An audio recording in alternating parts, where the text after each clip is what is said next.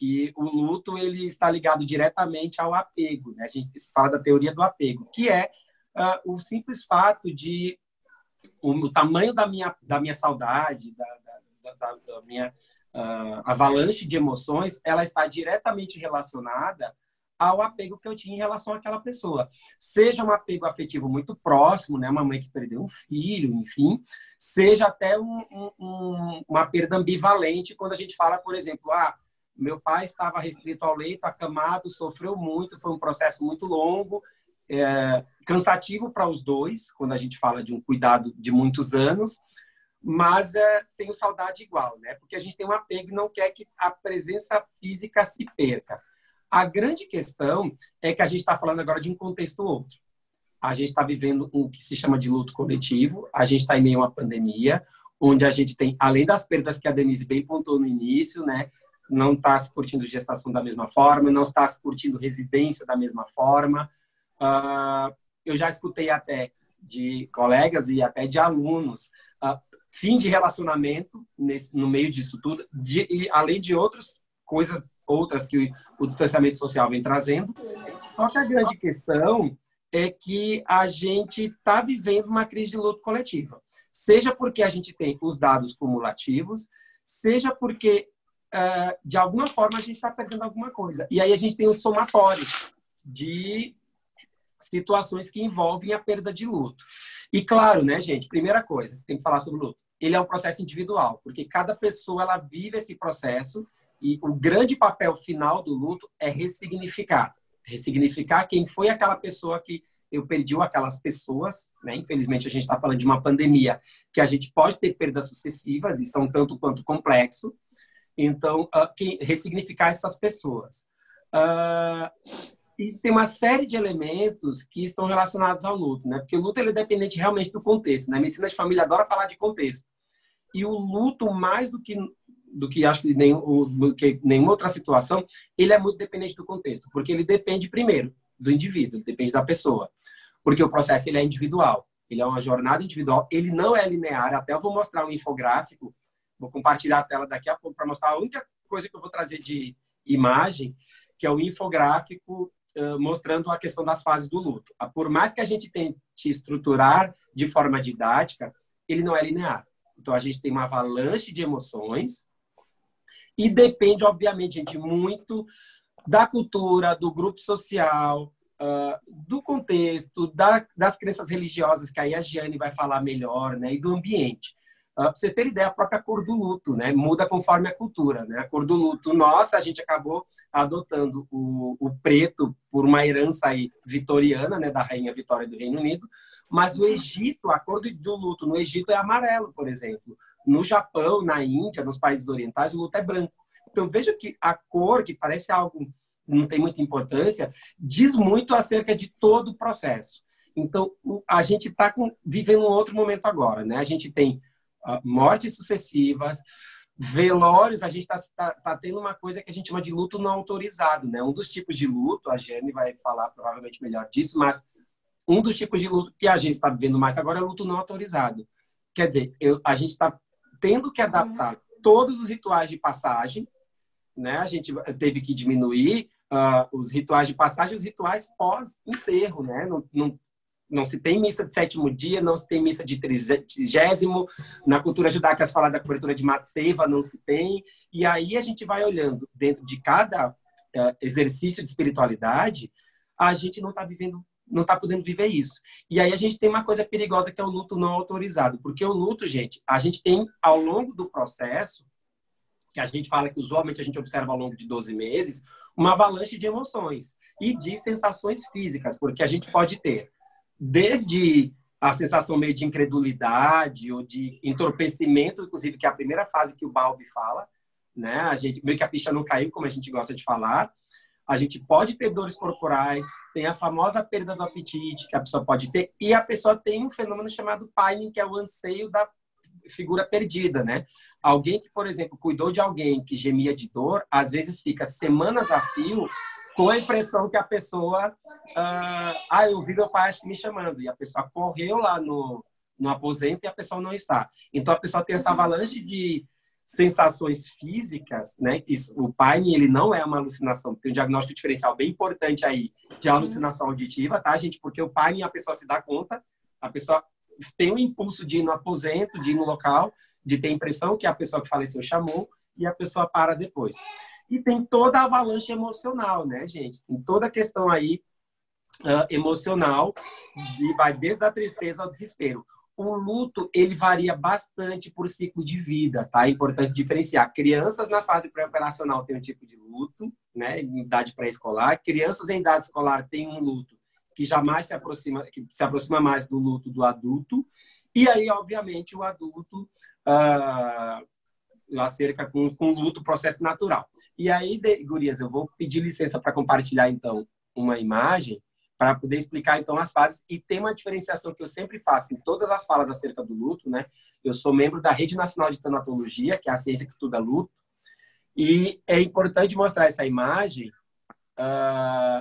Só um pouquinho, que eu vou ter que virar aqui um pouquinho. Aqui. Bom, gente, o que nós temos aqui, então, é uma diferenciação que ela é fundamental entre, vou dar um zoom, entre as fases da Kübler-Ross, todo mundo já deve ter ouvido falar, aquelas 5 fases que a Kübler-Ross superestruturou nos anos 70, mas isso fala da terminalidade da vida, é quando alguém está em processo de fim de vida, e eu tenho as fases do luto propriamente dita. Eu até posso ter uma mistura das duas coisas, principalmente quando a gente tem luto antecipatório. Vou dar um exemplo, a gente está falando de pandemia. Alguém que está na UTI muito grave, né? Então, a gente pode acabar vencendo luto antecipatório, e eu posso ter algumas dessas fases aqui da Kübler-Ross. É comum essas 5 fases eu ver em alguém que está em fim de vida. Eu vou só colocar aqui o meu pointer, gente, que aí facilita. Bom, a primeira fase é a negação, né, da Kübler-Ross. A gente passa pela raiva, passa pela barganha, pela depressão, até chegar na aceitação, né? A gente vê isso muito em pessoas em fim de vida, que também no processo não é linear, que fique bem claro. A gente pode ter a pessoa, às vezes, meio que hora negar, hora começar a barganha, né? E essa negociação, inclusive, é importante salientar que ela ocorre com qualquer situação, né? Desde barganha com o divino, né? A pessoa começa meio que a oração entrar com uma forma de barganha, até às vezes barganhar coisas com a equipe médica para adiantar alta, para aumentar a dose de medicação. Então, são coisas que alguém em terminalidade da vida enfrenta. Só que o John Bowlby, ele estruturou o que é o luto mesmo, ou seja, quem está vivenciando essa situação. E eu posso ter essas 4 fases bem, digamos, desorganizadas. Eu posso ter desde o entorpecimento, que é essa sensação de que a ficha não caiu, né? E a pessoa pode ter alguns lampejos de sensações e emoções diversas, do desespero, a raiva. Eu tenho esse segundo ali, que é o que a gente chama de pining, que é esse anseio e busca da figura perdida, a pessoa ter essa ânsia de ter a impressão que ouviu a pessoa chamar, ter esse impulso, a pessoa ter a sensação de querer ir junto, a pessoa chegar a afirmar isso sem necessariamente ser uma ideação suicida. Eu tenho a fase de desorganização e desespero. Isso aqui em criança a gente tende a ver quando a criança não entende, sei lá, perdeu o pai e fala, eu quero meu pai, ela insiste e acaba entrando uma coisinha extra no luto da criança, que é o abandono, né? A criança fala assim, meu pai não gosta de mim, me abandonou. E aí eu tenho, claro, que é o objetivo final e da grande discussão, da gente pensar estratégias aí, que é a fase de reorganização. É importante salientar que luto a gente não supera, luto a gente elabora, ou seja, a gente ressignifica quem foi essa pessoa, a gente tenta aceitar essa perda e descobrir novas possibilidades. Claro que a gente tem uma série de questões falando de luto em tempo de pandemia, porque a gente está falando, afinal de contas, de luto não autorizado, ou parcialmente não, ou parcialmente autorizado, né? A gente tem rituais menores, com menos pessoas, sem abraços, né? A gente brasileiro tem essa coisa cultural realmente do contato físico, do choro, do ombro, né? Do ombro amigo, e a gente não tem. E aí é importantíssimo a gente ter que ter um cuidado especial, principalmente, gente, em pessoas com a rede psicossocial baixa. E aí eu já adianto uma coisa, digamos, propositiva acerca do luto. quanto maior o suporte psicossocial, ainda que à distância, digamos assim, maior o sucesso no processo de elaboração desse luto. Né? Isso a gente já vê como evidência científica em outras condições. É suicídio, a gente sabe que rede de suporte psicossocial é proteção para suicídio, mas para luto é fundamental, né? Nessa fase de acompanhamento, de discussão. E aí é importantíssimo a gente pensar no apoio psicossocial, sem dúvida, ainda que seja, de certo modo, à distância. Então, essa fase de reorganização acaba sendo o objetivo final, mas tem que se pensar em dois elementos-chave quando a gente lida com o processo do luto. Depois eu vou mostrar rapidinho ali as tarefas do processo para passar para a Giane. Estou já mais da metade do tempo. A gente tem que, primeira coisa, focar na perda em si. Então, a gente tem que trabalhar com a vivência da dor. A dor e a perda, infelizmente, ela é inevitável. A gente está vivendo, claro, situações atípicas, onde, às vezes, pessoas morrem muito rapidamente, falando de pandemia por Covid. Só que qual é o nosso papel enquanto profissionais, né, das mais diversas áreas aqui? É uma alegria saber, né, que tem gente até de contábeis, biomedicina, muita gente da psicologia, da enfermagem. É importante a gente ajudar o enlutado a aceitar essa nova realidade e aceitar, talvez, os lutos. Falar, parece que a palavra aceitar até soa meio agressiva nesse momento. Mas a gente fala do aceitação, que talvez antes do aceitar seria entender esse processo. Porque, infelizmente, a vida ela vai continuar com novas situações. A gente vive meio que à base de estressores, né? A gente tem as crises existenciais que envolvem as nossas faixas etárias respectivas, né? Cada um com o seu curso de vida. A gente tem uma pandemia que nos colocou numa situação atípica, que a gente perdeu o direito de ir e vir, perdeu uma série de elementos. E a gente tem esse processo de ter que ressignificar aquela pessoa que era tão importante na minha vida, que eu tinha uma presença física que de repente eu perdi, ou essas pessoas. Então, o focar na perda é um primeiro ponto que tem que ser trabalhado. E o segundo ponto que a gente tem que trabalhar é o focar na recuperação. E aí é importante a gente fazer uma diferenciação, que o que eu estou falando aqui, enquanto profissional da atenção primária à saúde, eu estou falando de aconselhamento do luto.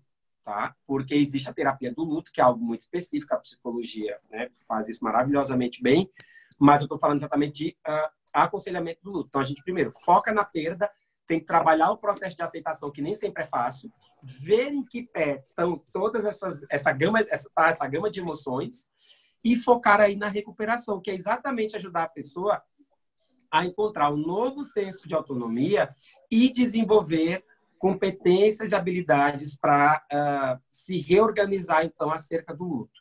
Então, tem uma série de coisas que eu tenho que levar em conta. Falando de pandemia, o que a gente pode fazer? Vou fazer só um resuminho de estratégias, que aí vou passar a palavra, então, para a Giane nos trazer as contribuições. Primeira coisa, como eu falei, focar na perda e trabalhar essa compreensão e aceitação. Trabalhar, lidar e manejar as emoções dolorosas. Ter um planejamento mínimo de futuro. Não precisa ser futuro distante, até porque a gente está vivendo numa fase de incertezas. Mas fazer alguns planejamentos, uma reorganização das rotinas de vida é importante. A própria questão de contar a história da vida à morte, como eu gosto de falar, né? Eu que sou monge zen budista, eu não posso me desfazer desse viés. A gente, no Zen, a gente não diferencia vida e morte. A gente fala vida e morte como processo. Porque a morte acaba sendo, enfim, nesta existência, é a última etapa, né? E a gente vai, um dia sou eu que vou, por exemplo. E a gente tem que, importantíssimo, além de manejar essas emoções, pensar em ver como essa pessoa faz uma conexão com as memórias da pessoa que partiu. Então, é importante a gente ter algumas tarefas, que agora que eu vou mostrar para finalizar minha fala, que tarefas eu posso fazer. O Voden, que trouxe isso muito bem. E resume o que eu falei basicamente acerca das tarefas, né? Essas tarefas também não são lineares e o tempo, gente, varia muito, tá? Primeira coisa é a compreensão e aceitação da perda. O item 2, elaborar essa dor, então expressar emoções, ainda que em contexto de isolamento social é importante. Então, a gente tentar manter essa rede conectada de alguma forma. A gente tem desafios aí pelos diversos cenários de comunidades que a gente tem. Quando a gente fala, né, a Jane e a Denise falam disso muito melhor. Quando a gente tem aspectos de interseccionalidade, isso piora, né? E às vezes tu tem um luto menos autorizado ainda, quando envolve questões de gênero, de sexualidade. A questão de ajustar seu ambiente onde essa pessoa não está mais, né? Então, eu realmente me ajustar e me organizar e tentar entender como é que essa pessoa agora que morreu vai ficar no meu processo de perda ou perdas, e me reposicionar emocionalmente a pessoa que faleceu e literalmente falar uma coisa que parece fria, que é a vida continua. É muito difícil falar no contexto coletivo, mas a gente vai ter que talvez pensar e avaliar uma série de outras coisas aí. Eu não entrei em detalhes até de fatores de risco, tá, gente, na perspectiva acadêmica, porque a gente está falando, afinal de contas, acho, de um luto coletivo, né, onde tem múltiplas famílias perdendo pessoas, perdendo colegas de trabalho ao mesmo tempo. Porque existem realmente alguns aspectos que a gente tem que levar em conta, mas acho que eu vou deixar mais para a discussão dos fatores de risco aí para luto complicado. Certo? Então, vou só desfazer aqui o compartilhamento da imagem para Jeane poder falar. Eu não estou conseguindo. Espera aí um pouquinho.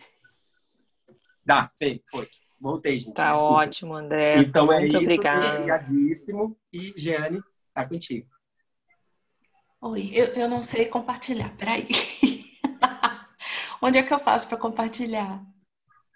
Tem, assim, desative o som, o vídeo, aí tem, assim, compartilhar conteúdo. Conteúdo, Peraí.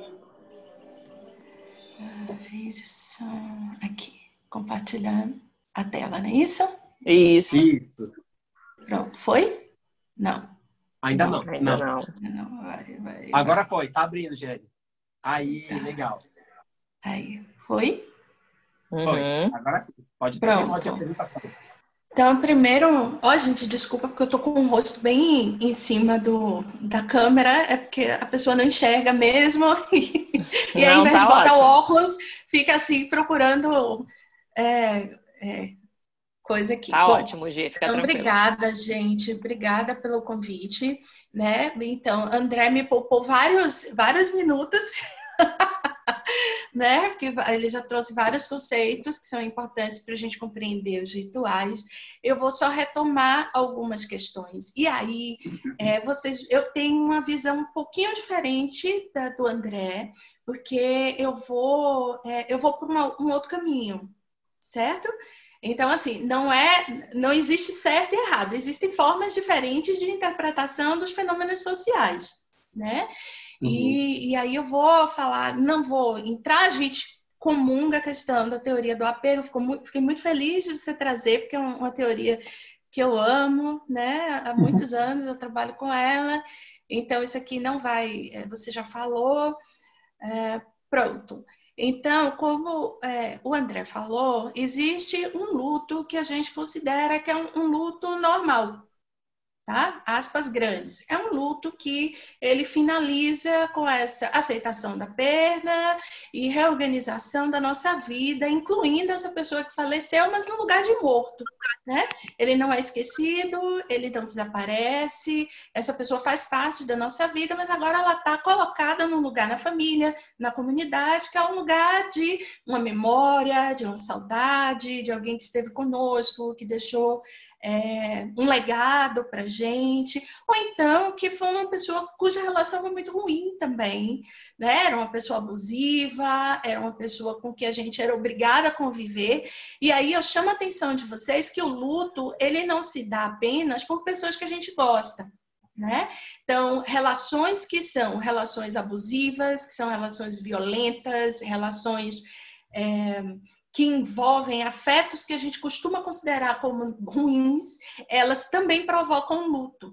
Porque a questão central do luto é que eu estou perdendo alguma coisa, um objeto, e aí pensando em termos do simbólico, que me diz quem eu sou, que me organiza enquanto ser humano na minha experiência de estar vivo, organiza os meus papéis que eu desempenho na sociedade. Então, mesmo uma pessoa que perde uma pessoa que está doente há muitos anos, que ela se dedica ao cuidado, que ela parou de viver para cuidar dessa pessoa, ela pode entrar em luto, e esse luto pode ser um luto ambíguo, que é um tipo de luto, né? Ao mesmo tempo há um alívio por essa perda, mas também há muita vergonha, há muita autocondenação por estar sentindo esse alívio, tá? E se a gente considerar o perfil das pessoas que estão morrendo agora pela Covid, ainda, pelo menos assim, a gente pensa, os idosos que já estavam acamados, pessoas com doenças crônicas, né? Isso pode acontecer. Bom, então, a gente pode ter tanto completar esse luto de uma forma saudável, esperada, de ressignificação da vida, mas a gente também pode ter um luto que a gente vai chamar de complicado. A gente não usa mais a terminologia patológico, que a gente não patologiza um processo que é nosso, que é do estar vivo, que é da relação. Tá? Então, o luto complicado ele pode ser entendido como um desvio no processo normal de luto. O sujeito se torna abatido, oprimido, lança mão de meios de enfrentamento mal adaptativos que vão interferir com a habilidade dele individual nos aspectos cognitivos, afetivos, comportamentais e sociais. Tá? E aí pode se associar, pode se desenvolver comorbidades.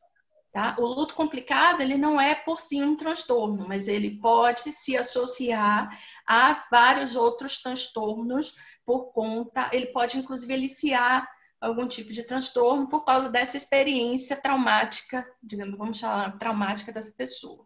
Tá? Então, quais são os fatores que a literatura considera como fatores que protegem e que fazem, propiciam uma experiência de luto mais possível perto da normalidade. E aí, eu peço para todos os profissionais de saúde que estão aqui conosco que vocês prestem atenção na população que você atende agora. Vamos olhar comigo aqui quais são os fatores que a população que você atende tem que a gente pode considerar que são protetores. Isso é o que está na literatura, tá? Então, histórico de vinculação, dependência segura, então são pessoas que convivem com cuidadores que não são violentos, que reafirmam que essa criança está segura, é uma vinculação que tem ida e volta, né, de afeto, viver com pessoas que exercitam conosco o cuidado, o apego saudável, tá? Outro fator, histórico de enfrentamento eficiente. Então, eu tenho um senso de autoeficácia elevado, eu acredito na minha capacidade de resolução de problemas. Então, pense nas pessoas que você atende, se essas pessoas, elas, pelas questões sociais, elas vão ter esses fatores contribuindo para elas desenvolverem formas de enfrentamento eficientes, tá? Pessoas que têm acesso a informações especializadas e acesso a recursos de qualidade, então tendem a ter um luto pela literatura mais saudável. Uma comunicação familiar que é considerada boa, né? As pessoas se comunicam, as pessoas compartilham afetos, as pessoas conseguem se comportar de uma maneira agradável e adequada. Rede de apoio social formal e informal funcionando bem, as pessoas têm outras pessoas para ajudar, são solícitas, né? Então elas conseguem receber suporte material, emocional, instrumental, né? E um último fator de proteção, que é o foco da nossa conversa hoje, a participação em rituais. Então, a possibilidade de participar em rituais que fazem sentido para essas pessoas é um outro fator de proteção. E a literatura também vai chamar a atenção que, para aqueles casos que são necessários, a medicalização adequada, né? Porque a gente vê no século XX, né, uma tendência à medicalização de pessoas, uma solicitação da família que pessoas sejam medicadas e que são, na verdade, dopadas e são impedidas de participar dos rituais porque a família acredita que essa pessoa não vai ter condições de estar nesse ritual de forma adequada, tá? Então, a literatura fala que esse acesso a esse tipo de atendimento, quando necessário, normalmente são as pessoas que já fazem uso de algum tipo de medicação, já tem algum tipo de acompanhamento, isso também auxilia na experiência mais adequada. Agora, pensem, para a gente que trabalha com a população negra, periférica, com a população indígena, como todos esses fatores, dificilmente a gente encontra. Então, quando a gente fala, por exemplo, da população negra, eu não vou me restringir à população negra, mas nesse momento, quem está morrendo, e está morrendo num número muito maior, é a população negra e periférica e a população indígena. Quando a gente pensa na história do genocídio que essas populações vêm passando já, o que a gente vê é uma crise dentro de uma crise.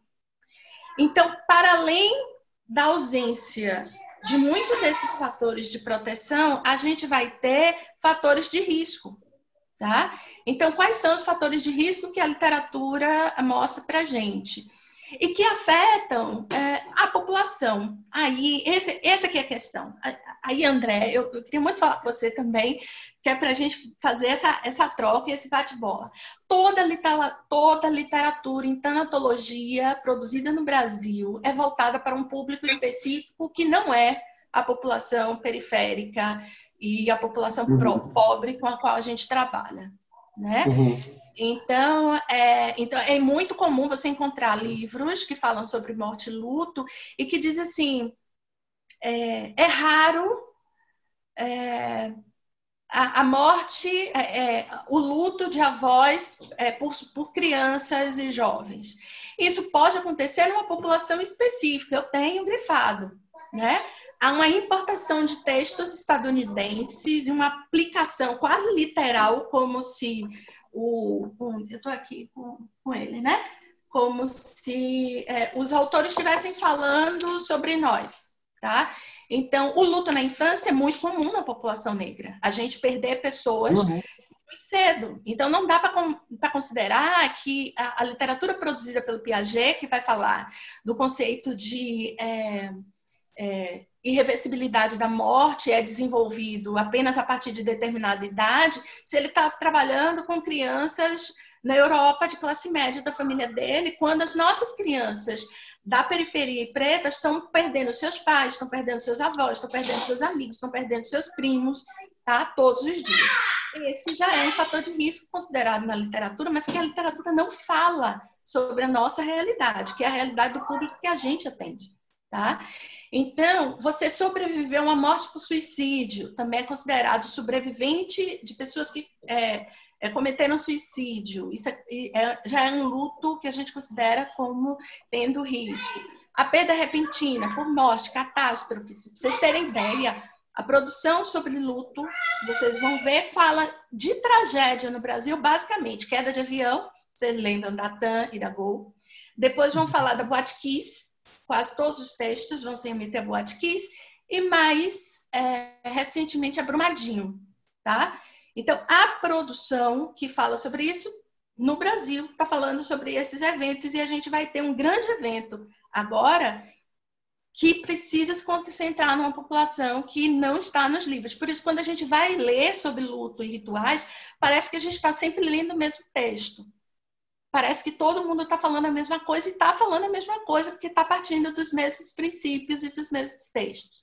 Então, essa literatura que a gente tem produzida fala dessa morte fora de hora, de crianças, adolescentes, filhos e netos. Deixa eu só baixar aqui, que eu não estou enxergando. Peraí. As perdas múltiplas que estão acontecendo com a Covid, luto ambivalente, que eu já falei. A história é uma história prévia de transtorno psiquiátrico, também já é considerado um fator de risco para uma complicação no luto. E esse luto não reconhecido, né, que o André já trouxe e que a gente também pode chamar de luto não validado socialmente, que é um luto muito comum para a população negra, tá? Porque na população negra existe uma construção por conta do racismo estrutural que diz que é normal que as pessoas negras morram como a gente morre, né? É por isso que pode-se dizer, e daí que está morrendo? Né? Porque as pessoas que estão morrendo agora, elas são matáveis, né? E aí eu estou falando já de Quadros de Guerra, da Judith Butler, quem quiser ler esse livro aqui, né? Que ela vai falar dessa construção de por quem a gente sofre, assim, por quem quem a nossa sociedade se permite em lutar, né? Essas pessoas que estão morrendo agora, as pessoas em situação de rua, os encarcerados, a população nas periferias, os indígenas, são os matáveis do Brasil, tá? Então, a gente precisa prestar atenção que esse fator que o André já trouxe, que é esse luto não reconhecido, vai ser um grande fator interveniente no processo de luto que a gente está vivendo. Porque se o nosso presidente diz, e daí? Se existe a possibilidade de abrir shoppings para que as pessoas passeiem, se existe a possibilidade de abrir salão de beleza e academia de ginástica, se existe a possibilidade que empregadas domésticas, o trabalho doméstico, seja considerado um serviço... esqueci o nome. Um serviço essencial, tudo isso é o e daí. Essas pessoas que estão ali para servir, elas podem morrer. Essas pessoas, elas não são dignas de um luto social. Então, a primeira questão é, por quem a gente está se lutando enquanto profissional de saúde, tá? É bom a gente refletir. Basicamente, quando a gente fala de ritual, de luto, 2 livros são os livros que todo mundo lê, que eu volto a fazer a crítica. O primeiro livro, que é da Kubler-Ross, foi produzido em 1969. Ela era suíça, uma mulher branca, psiquiatra, que trabalhou com pacientes oncológicos hospitalizados nos Estados Unidos. Então, não dá para a gente pegar o que ela escreveu nesse momento histórico, trabalhando com essas pessoas, chegando a essas conclusões que depois ela mesma vai rever, e trazer isso para a pandemia do Covid, esperar que todo mundo passe por essas etapas, ou que vive nessas etapas. As pessoas são muito diferentes, elas vão ter possibilidades de se despedir da vida absolutamente diferentes, e podem encarar a morte das formas mais diferentes, a depender, por exemplo, da sua experiência religiosa, de todas as experiências que teve ao longo da vida, com morte, luto, rompimento e formação de vínculos afetivos. Um outro livro que é exaustivamente citado e que não fala sobre nós, que fala sobre a Europa medieval, católica, branca, é a história da morte no Ocidente, que é novamente citada e é estudada por nós na área de saúde, como se isso tivesse acontecido exatamente como aconteceu na Europa, acontece aqui no Brasil. Não é assim. Não acontece para todas as classes sociais dessa forma. Aí tem uma afirmação, esse livro eu acho que é de 1974, salvo engano, agora me passou. Nós somos colônia. A gente ainda tenta pensar como colonizadores, mas nós somos colônia. A forma como a nossa população organiza a morte e o morrer é uma herança, é um misto da herança africana, indígena e europeia.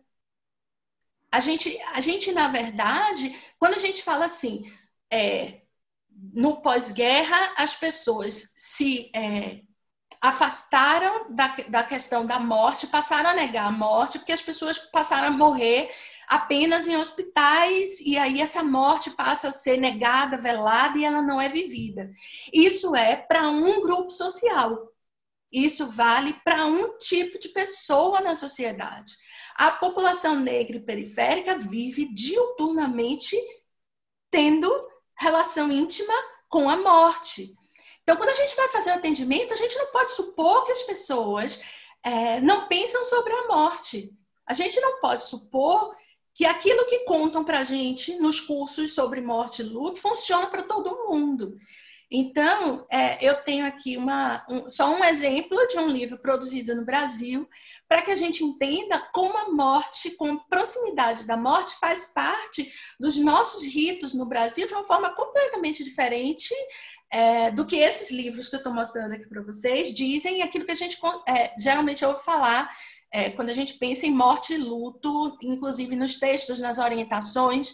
Eu fiz uma revisão em todas as orientações que foram produzidas sobre a Covid-19, E quase todas, assim, se eu estiver errada, por favor, me mandem textos que não repetem isso, mas quase todos repetem a mesma lógica eurocêntrica, tá? Para pensar a morte e luto e rituais de morte e luto. Se a gente, como profissional de saúde, adota isso e tenta aplicar na vida das pessoas que a gente trabalha, a gente pode produzir atrogenia. A gente pode produzir uma forma de atendimento e de atenção à população que vai levar a maior sofrimento do que se a gente não tivesse por lá. Então, é importante a gente saber que os rituais de luto têm uma função muito importante agora, porque eles validam os sentimentos de perda das pessoas, porque agora a gente tem um processo político que invalida e não reconhece o luto desses matáveis. Então, os rituais, eles são importantes e os rituais, eles são muito específicos, tá?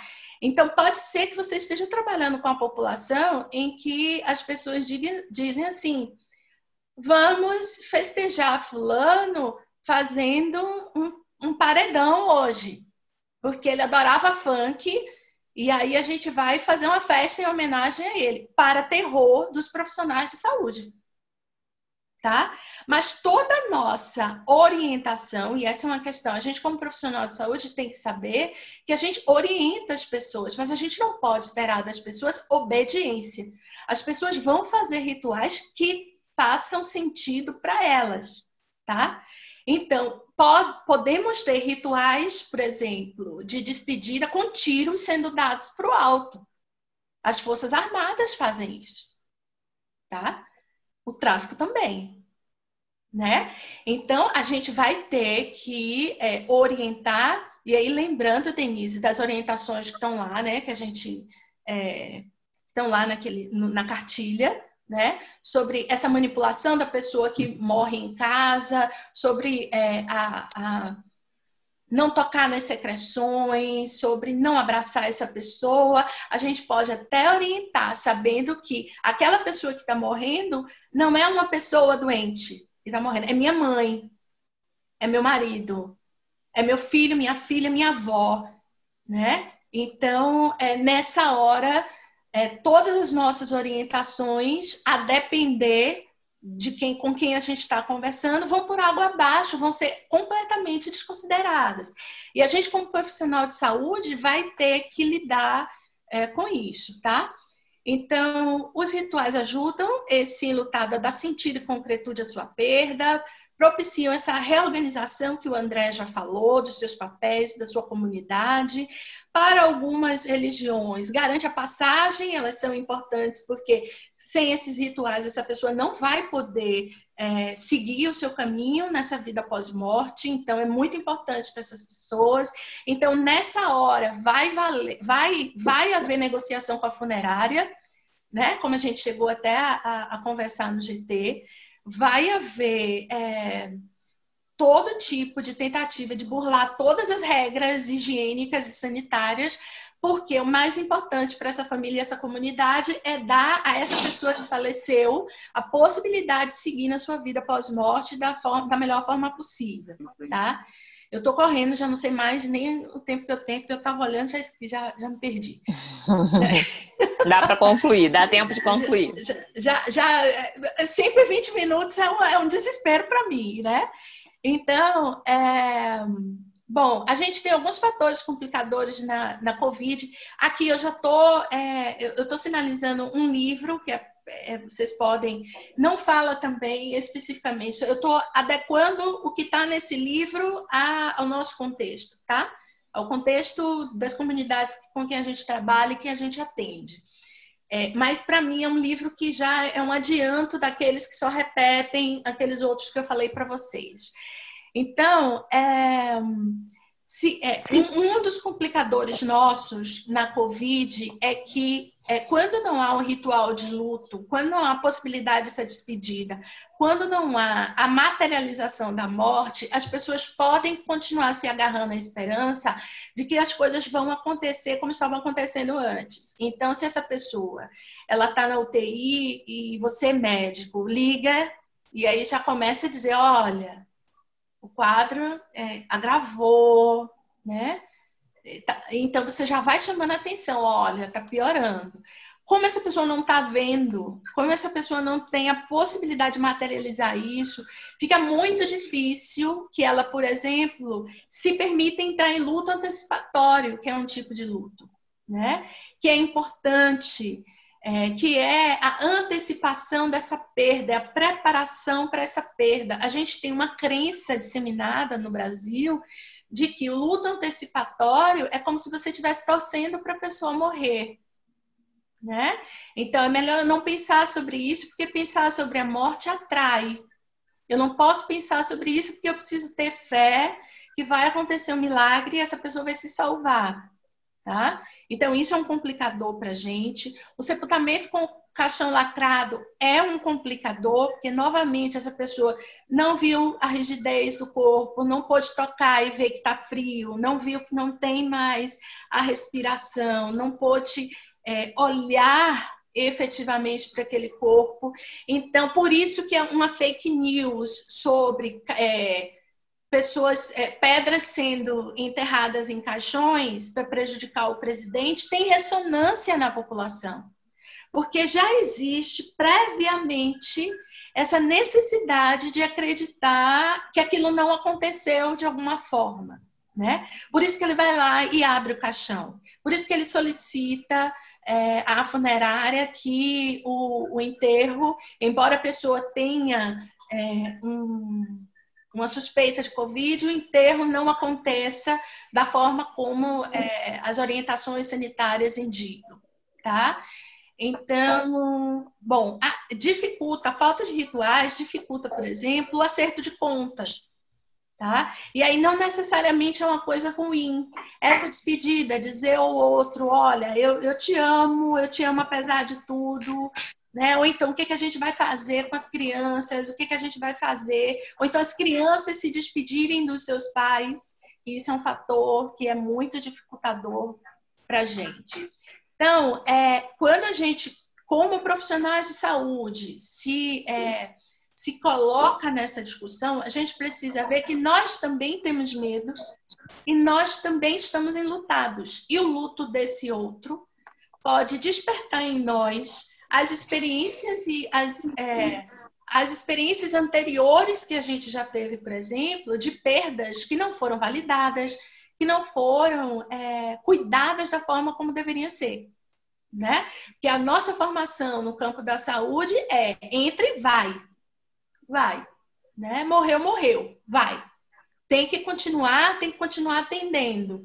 Então, a gente já traz muitos lutos, tá? E como profissionais de saúde, nós somos convidados agora a pensar junto, particularmente os psicólogos, a pensar junto com a população os rituais de luto que, de alguma maneira, respeitem essas orientações sanitárias dentro do possível. Novamente, eu chamo a atenção que é dentro do possível, tá?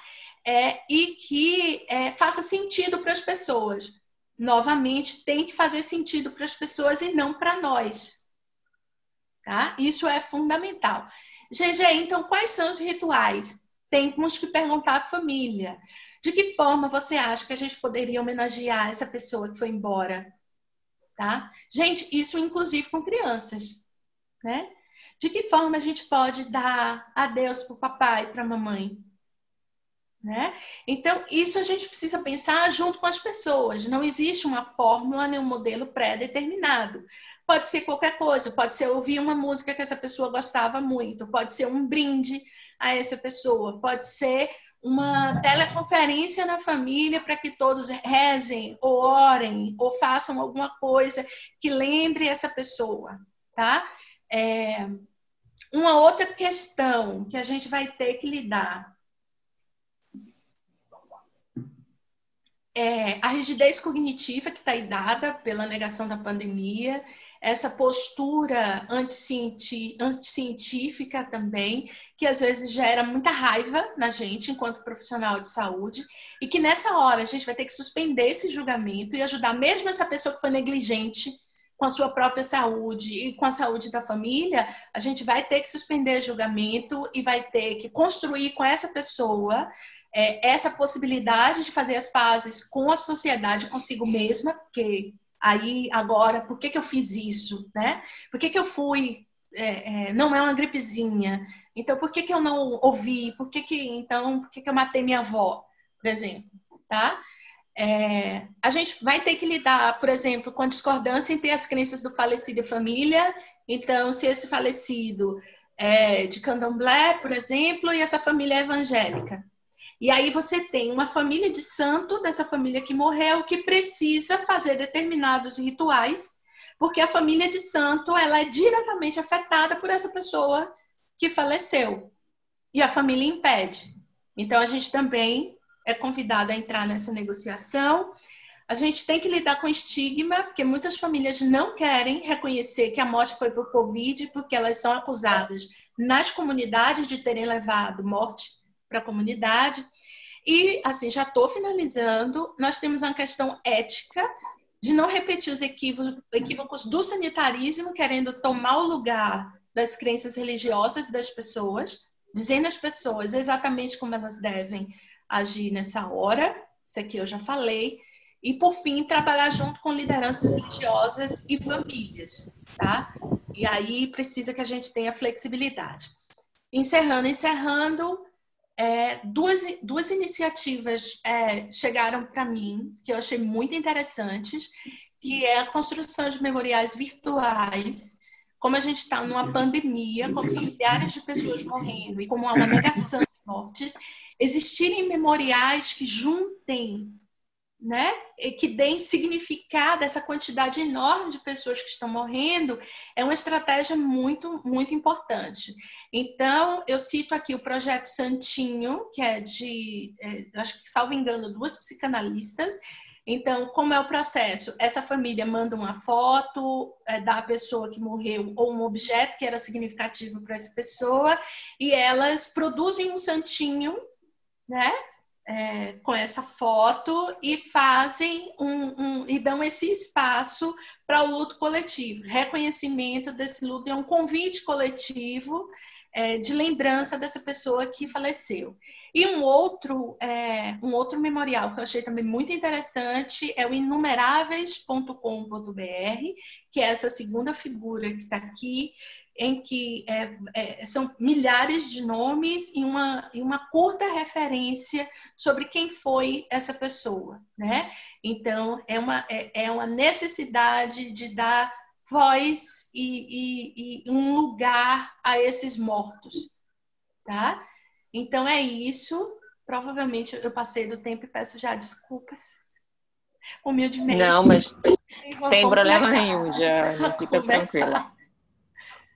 Você, por favor, pode tirar só a tela pra gente começar aqui a fazer o debate. Nenhum problema com você ter passado do tempo. Acho que a gente estava aprendendo bastante, né? Fazendo esses espaços e toda provocação e reflexão é válida, porque é isso um pouco que você colocou, né? A gente tem um referencial teórico bem consolidado, a gente aprende bastante nesse caminho, mas a gente fez o nome do debate realmente ser o ressignificar. Então, acho que essa sua contribuição, ela vem acrescentar em novas formas, né, André, de pensar e abrindo o nosso campo cognitivo mesmo, né? Porque muitas vezes a gente fica preso àquilo que a gente já conhece, porque realmente é o que mais nos dá suporte nesse momento. E aí, além de tudo que a gente tem que fazer frente a uma pandemia, estudar, pensar, Sim, elaborar conhecimento é muito difícil. Eu acho que muito esse é o maior difícil. desafio que todo mundo está tendo, né? Eu vi algumas coisas do tipo, trazendo um pouquinho mais de leveza, assim, antes da gente começar o debate, do quanto é difícil você, por exemplo, passar 7 horas, 8 horas, como os alunos da medicina, os outros cursos aí que são integral, numa tela de computador, tipo, é muito mais tranquilo, tô na minha casa, posso ir ali no banheiro, faço o que eu quiser, né, tô com a roupa de baixo sem ninguém ver, só fico com a roupa de cima, como se fosse isso, mas a exaustão mental da concentração em uma tela, de não ter o contato físico, isso tudo mostra pra gente, assim, como a gente vive, como já é difícil a gente não conseguir se tocar, a gente não conseguir ver o outro, não conseguir sentir a temperatura, não ver as expressões faciais da mesma forma pela câmera. Imagina quando você tem um parente falecido, alguém que, por exemplo, você não viu há muito tempo e de repente essa pessoa morre lá em outro lugar, né? Tipo, outro dia me perguntaram qual era o meu maior medo na pandemia, né? Eu falei, meu maior medo não é para eu estar grávida, meu maior medo não é meus filhos, meu maior medo não é meu marido que é intensivista e é médico e infectologista na linha de frente. Meu maior medo é acontecer alguma coisa com minha mãe que está no Rio de Janeiro e eu já não vejo há 3 meses. Porque, assim, é inimaginável para mim, né, não ter nem tido esse momento desse momento de despedida. Então, realmente, assim, a sensação de você poder perder alguém por conta disso é muito grande. E claro que cada um de nós, dentro da sua religiosidade, dentro da sua espiritualidade, dentro das suas crenças ideológicas, porque são coisas diferentes, a religião, o espiritual e aquilo que você acredita ideologicamente, dá significados diferentes a esse momento da despedida. Dá significados diferentes a você poder entrar onde a pessoa está ali, se despedir ou não tocar. A gente fala muito pouco sobre isso, eu acho, né? A gente até fala como o André colocou bem, assim, aquela diferença entre o que é a preparação para a morte e o que de fato é o luto, quando a gente já vivenciou a perda. A gente às vezes até confunde, mistura um pouco isso, porque nos aspectos teóricos pode até ser bonitinho na tabela, mas na vida real a gente se prende a não falar sobre isso. Então os paliativistas, o pessoal aí que já tem um contato maior com a terminalidade, se acostuma um pouco mais a isso, né? Mas, por exemplo, existem os rituais relacionados às mortes traumáticas, às perdas, a pessoa estava bem, não estava com nada, e de repente, pum, não vai ter aquelas fases daquela forma, não tem aquela preparação. Não adianta dizer, a pessoa está barganhando. E aí a gente começa a fazer, às vezes, afirmações que são muito superficiais frente à vivência. Quando se a gente também se colocasse, até nesse sentido de praticar a medicina centrada na pessoa no momento da morte, também seria mais razoável, muitas vezes, de ouvir o outro, entender que momento é esse que ele está, ao invés de tentar classificar esse momento pela vivência ali inicial que ele me traz na queixa principal, ou no momento que ele está vivendo, ou na busca, enfim, pela medicação, ou pela queixa do dormir, ou pela queixa, enfim, que ele está, né? Sabe, questão da vivência. Então, vou abrir aqui para as perguntas, e a gente tem muitos elogios às falas aqui, né? Então, depois vocês podem ver aqui o chat. E aí eu vou falar, Jeane falando quais são os outros autores que você recomenda sobre rituais funerários no Brasil. Muita gratidão por esse chamado decolonial na compreensão e abordagem de luto, e também pedindo outras referências, Ana e Arthur. Para o André, existe algum ritual de morte no Zen budismo? Algo mudou com a Covid-19? Carlos Filho aqui, que fala sensacional. Foi ótimo, Riane, parabéns. Muito bom individualizar o cuidado, respeitando o que cada pessoa acredita e precisa nesse momento. É isso aí, somos médicos de família e comunidade por isso. Não só individualizar o cuidado em relação àquela família, mas muitas vezes em relação à vivência que aquela comunidade está tendo em relação ao luto mesmo, né? Muito bom esse olhar chacoalhada aí que a doutora Jeane trouxe. Vários aqui. Jeane sempre maravilhosa. Muito bom trazer as questões sobre todo mundo amigo. sobre as teorias exportadas e que não considera a realidade que vivemos. Admiro muito seu trabalho. Então, vamos começar com essas 2 perguntas assim, principais. Acho que mais referências que você recomendaria, Jeane, e André, essa questão mesmo do ritual de morte no Zen budismo, falar um pouquinho mais, porque as pessoas ficam um pouco curiosas com isso, né? Vamos lá. Quem quer começar, André? Vou eu? Tá, pode ser.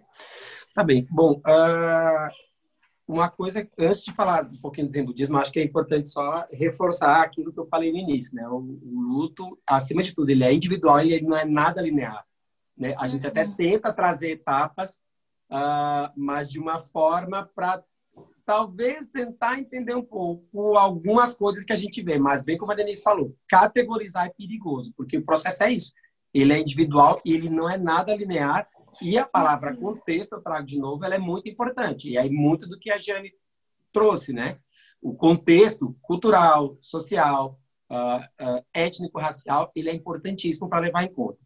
E falando do Zen budismo, né? Porque é um budismo, uma das escolas do budismo japonês, obviamente cercado também de um contexto cultural muito forte. Sim, existe um ritual, existem uma série de, que a gente chama em japonês de fugin, que são rituais que são feitos desde a hora, inclusive, que a pessoa está morrendo.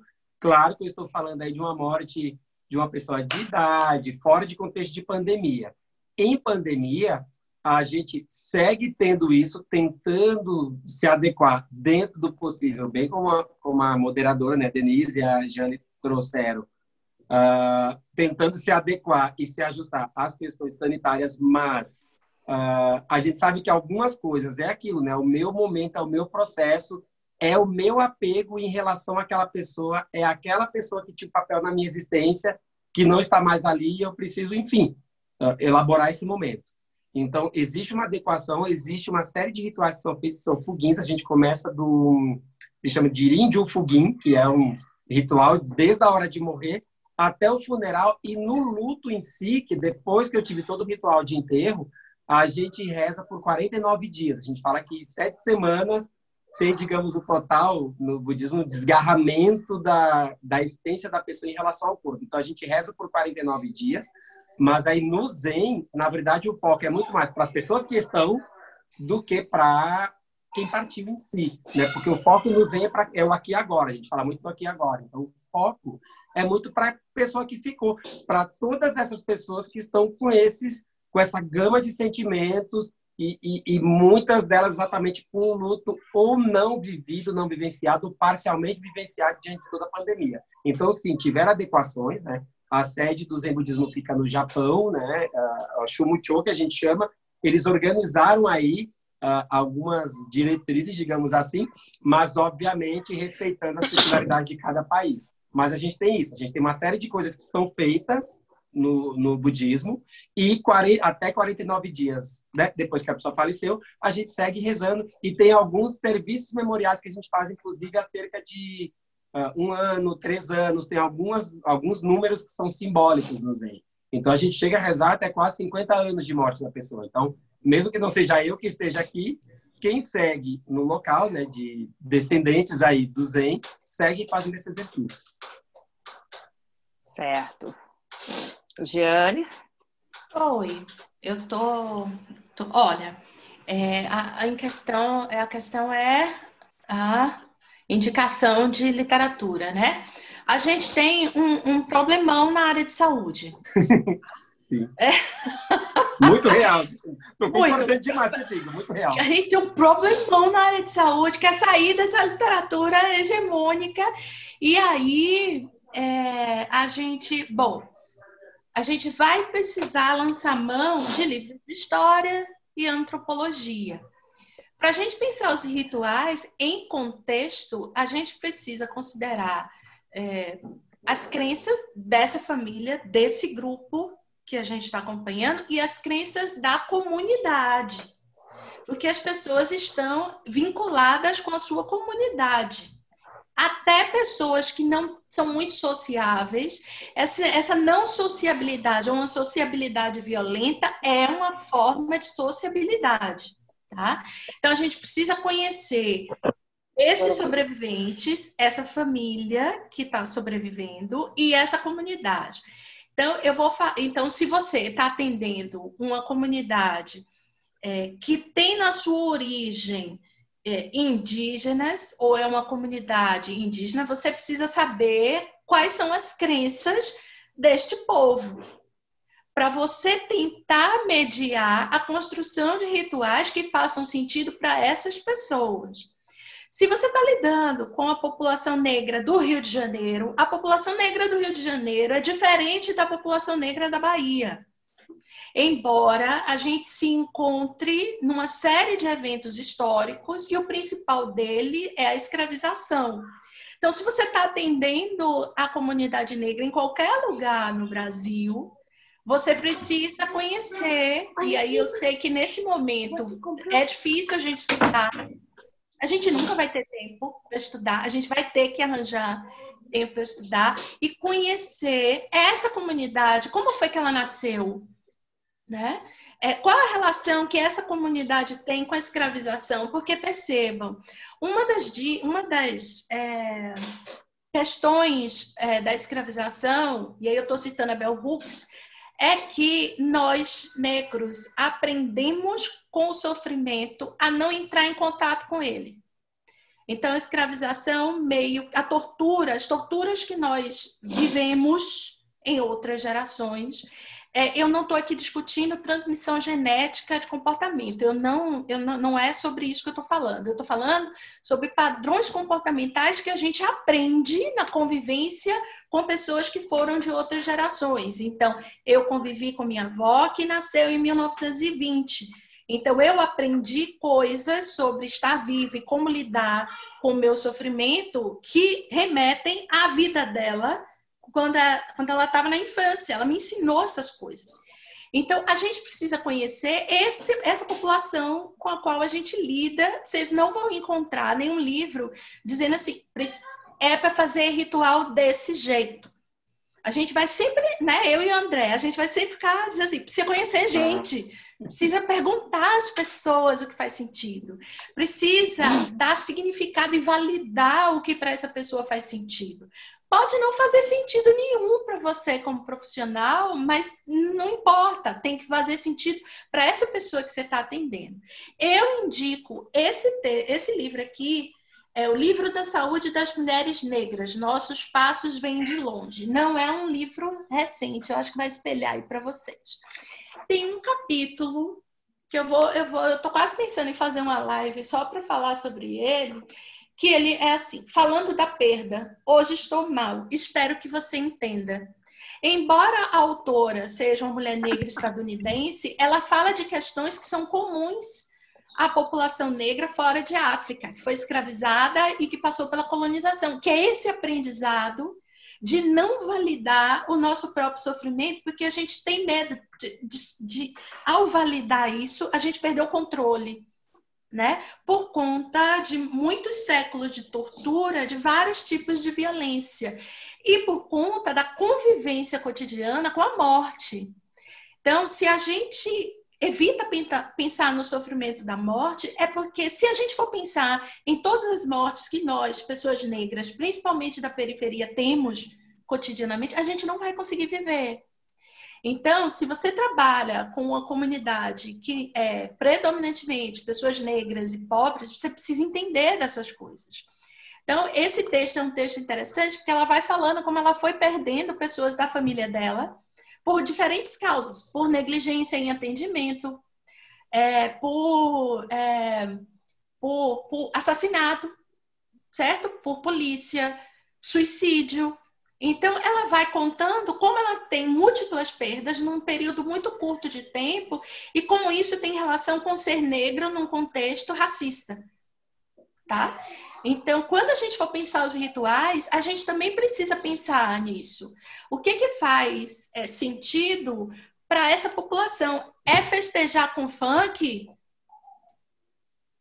Que seja festejar com funk. É ficar em silêncio e não falar com ninguém? Que seja ficar em silêncio e não falar com ninguém. Não vou pensar sobre isso porque quem morreu, morreu, eu não quero pensar sobre isso. Isso também precisa ser respeitado. Porque existe um tempo de cada um, né? Então, se eu posso indicar para vocês um livro nesse momento é esse, e vocês vão encontrar vários livros na editora da UFRB. Tem vários livros que falam sobre a história da população negra do Brasil, tanto da UFRB como da UFBA.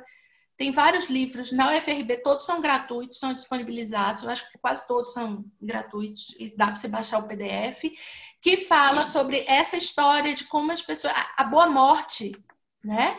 Quem é aqui da Bahia, né? Tem que pensar nas confrarias, nas irmandades, que era quem pagava os enterros das pessoas negras para que eles não fossem os corpos jogados de qualquer jeito, né? Então, tudo isso a gente, como profissional de saúde, precisa saber para não só compreender, como ajudar na mediação e na ressignificação desses ritos fúnebres mais adequados para o nosso contexto hoje. Né? Queria falar uma coisa também, Gi, acho que isso... Tem algumas perguntas aqui, mas eu queria falar uma questão, até para a gente pensar, né? A gente fala muito dessa questão da miscigenação no Brasil e dessa fantasia de que a gente é um povo, tem um racismo que é cordial e tudo mais. E muitas vezes a gente, quando está falando sobre a saúde da população negra, por exemplo, a gente refuta esse argumento e coloca realmente que existem separações, principalmente que não são de origem da genética ou da cor da pele, enfim, mas são separações que são estruturadas a partir desse distanciamento social, real, não o que a gente está vivendo como, nesse momento aí, indicado pelo sanitarismo, né, como você colocou, de que assim, um ritual dentro de uma comunidade, dentro de uma periferia, é diferente de um ritual dentro de uma casa, classe média, família tradicional brasileira. Mas ainda assim, dentro da família tradicional brasileira, classe média, existe uma infinidade de comportamentos aprendidos, justamente não pela negação dessa miscigenação que a gente faz em relação a ter tornado o Brasil um povo mais cordial, mas pela percepção que a gente tem realmente até do próprio sincretismo no caso da Bahia, de elaborações e de apropriações culturais em outros estados do país, de que tudo um pouco se mistura e muitas vezes até fica sem nome, né? Fica sem origem. De qualquer forma, eu queria trazer mais uma coisa desse momento que a gente está vivendo, que foi essa memetização, né, que virou meme, aqueles dançarinos africanos, né, que as pessoas nem sabem de onde vieram, mas estão compartilhando loucamente no Facebook, né, o meme do caixão, né? São, então, os rituais fúnebres de Gana. A BBC tinha feito uma reportagem lá, e nessa reportagem eles apresentaram uma personagem especificamente, que era um desses ritualistas, né, que era o Aiden, e o Aiden, ele criou a dança, não que eles não façam, Aiden não, Aido, não que eles não façam danças, eles já fazem essas danças, mas esse cara especificamente, Benjamin Aido, é um carregador de caixão profissional ganês, e ele foi entrevistado e contou, eu vi o documentário tem pouco tempo, né, que ele passou a executar o trabalho dele de uma maneira diferente, perguntando mesmo para as famílias, você quer algo mais solene, você quer um pouco mais de teatro, a gente pode dar mais alegria, só o que você quiser a gente faz. Isso memetizou. E aí eu fico pensando, né, essa característica do povo brasileiro de transformar esta situação específica, né, numa coisa de divertimento, de piada, o quanto isso também não invalida o luto do outro, né? Quer dizer, sim, se você tá ali super feliz, né, se o teu povo, entre aspas, e bem entre aspas, ele reconhece essa brincadeira na hora de um luto, o que tá querendo se dizer, né? O que a gente está, para além do reconhecimento desse momento como um momento que é irônico, digamos assim, no nosso país, frente a toda essa politização, todas essas questões que a gente teve. Como é que a gente, como povo brasileiro, se coloca, né, como compartilhador, brinca com isso numa hora tão grave, numa hora tão... É um pouco disso, né? Um pouco de fingir que esse sofrimento não existe.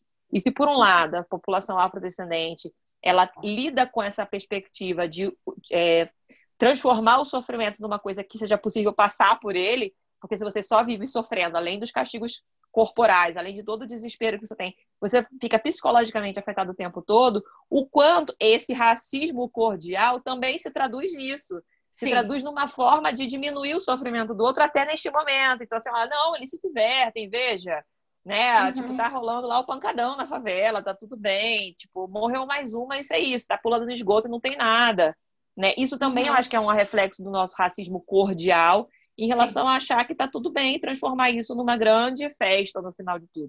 E aí não reconhecer, inclusive, o simbolismo desse momento para tantas famílias e tudo mais, né? Então, acho que é bem delicado. O André quer falar? A gente tem mais umas perguntinhas aqui. Isso, tá bem, tá legal. Não, exatamente seguindo, vou até aproveitar, eu ia falar uma coisa, mas vou pegar um gancho bem nisso que tu traz acerca dessa questão da perspectiva do luto, até um pouco acerca do exemplo dos carregadores de caixão de Gana. O que acontece é que até o nosso padrão de luto, se a gente chegar para qualquer pessoa e perguntar, né, como é que tu imagina um processo de luto, as pessoas vão trazer o padrão branco eurocentrado. É a coisa da sisudez, é da Rainha Vitória. Essa herança a gente pegou foi Reino Unido. A coisa da Rainha Vitória, na virada do século, que colocou preto a vida inteira depois que o marido morreu e ficou sisuda, seguiu reinando, né, conduzindo a gestão do Reino Unido, mas com a coisa da sisudez. Então, a gente acabou tomando esse padrão para si e parece que qualquer coisa outra que destoie desse padrão vai parecer realmente uma afronta, a gente vai ter a tentativa de invalidar, seja com pancadão, seja com a tradição, eu sou do Nordeste, né, tem a tradição do bebê e o defunto, né, a história do bebê, a pinguinha, de bebê e o defunto. E né? tem sequilho também, e tem sequilho cachaça. na Bahia, né, Jane? Então, tem essa tentativa de invalidar porque tem o meu padrão de luto. E luto, gente, eu acho que é a grande reflexão que a gente tem que fazer, ele não tem o padrão. E aí eu chamo a atenção para uma ferramenta, uma coisa que pessoalmente eu uso muito. Quem é da atenção primária aqui sabe muito, e eu falo bastante disso. A gente tende muito a falar em competência cultural. Só que competência cultural parte do pressuposto que eu sei. Eu sei como é que é o luto na Bahia. Eu sei como é que é o luto da população trans, que também passa por um genocídio, né? Da mesma forma que a população negra. Então, talvez mudar esse paradigma de competência cultural para o que eu chamo, que nós chamamos, e a literatura fala, de humildade cultural. Eu preciso construir esse processo. E aí é pegar muito do que a Jeane falou. Eu preciso conhecer o contexto, eu preciso conhecer essa comunidade, esse macro sistema que essa pessoa está inserida, para poder construir esse processo. Então, a construção do funeral, ela vai ter que ser compartilhada, vai ter que ser em conjunto. Não é a coisa assim, por mais que tenham regras sanitárias, eu tenho que construir, porque, gente, depende bem isso, de quantas pessoas faleceram, né? Porque acontece, lá falaram em queda de... Né? A gente falou em desastre aéreo, mas a gente falando em Covid, pode ser que mais de uma pessoa, em curto espaço de tempo, família, faleça. Infelizmente. Sim. Então, o contexto, as circunstâncias, quantas pessoas faleceram, o ciclo de vida, né? Luto, uma criança que faleceu, gente, é uma dor, né? Que a gente sempre fala, né? Inimaginável, né? Uma mãe que perde um filho pequeno. Bom, independente, mas pensando no contexto, um luto de criança, ele é algo que é muito mais mobilizador, né? Então, a gente pensar nisso em construção de processo. Por isso que eu gosto muito do termo unidade cultural, mais do que a competência, porque sai desse lugarzinho do eu sei para a gente construir o processo, né? A gente fala de classificações, conceitos, mas o importante é realmente tentar construir esse processo entendendo e compreendendo e centrando naquele grupo de pessoas que estão querendo fazer exatamente o seu rito, né? É a grande reflexão aí que eu trago. Beleza, gente, muito bom. Tá pegando fogo o debate aqui. A gente está quase 9 horas, mas eu vou estender um pouquinho mais, porque eu acho que esse tema precisa, entendeu? Acho que não é uma coisa que a gente está com dificuldade de falar. E assim, eu acompanhei alguns webinars, alguns momentos sobre isso, e muito numa perspectiva de o manual de instrução, o que fazer, aulinha, sabe? Tem empatia pelo outro. Então, acho que a gente está se diferenciando nesse contexto. Então, acho que é bom a gente trabalhar um pouco mais. Aqui já tinha aparecido uma afirmação falando sobre alunos que estão vivenciando essa questão do cutting, né, de automutilação. Então, acho que a gente pode falar um pouquinho sobre isso, porque surgiu uma outra questão aqui também, que é assim, fico pensando em nós, a Micheline mandou, né, pensando em nós profissionais de saúde, como se dará esse luto pós-pandemia? Muitos, ou grande maioria, não está tendo nem a possibilidade de parar para pensar no que está acontecendo. Aí a Laísa, tem acento, falou assim, boa noite, poderiam falar mais sobre a relação entre o fato de que a vida vai continuar e a esperança de que as coisas voltem a ser como antes? Obrigada. Acho que dialoga um pouquinho com isso também, né? Com esse momento que a gente não está tendo de refletir e que a gente está trabalhando como profissional sem parar. Enquanto que talvez para as pessoas que estão fora um pouco desse contexto, eu sinto muito essa dificuldade. Quando eu estou falando com a minha família, é um canal. Quando eu estou falando com os meus colegas profissionais de saúde, é completamente outro canal, né? Porque é até preocupante o quanto a gente também está envolvido nisso e o quanto a gente se torna dono, entre aspas, da verdade, porque a gente sabe dos números, a gente está vivenciando. Aí as pessoas vêm com todo aquele discurso de esperança delas, aí a gente vai falar, olha, calma, não é bem assim, a coisa não... Outubro você ainda vai estar em casa trancado. Então, um pouco, acho que essa sensação... aí tem alguns agradecimentos, muito obrigada aos três, aprendi muito, percebi o quanto eu preciso aprender mais. Então, vou passar para essa discussão. Tem mais uma pergunta aqui que eu vou deixar para o final, e que é maior, da Laisla, mas vamos falar da sua pergunta, Laisla, não pode ter certeza até o final aqui, mas vamos falar um pouquinho disso então, de nós, profissionais de saúde, estudantes, como é que está esse processo, essa elaboração, essa dificuldade aí entre a gente e o outro. Vou eu ou a Jeane? Jeane? Oi. Quer começar? Pode ir. Tá bem, obrigado. A gente tem que levar... A gente tem alguns fenômenos, assim, é importante pensar.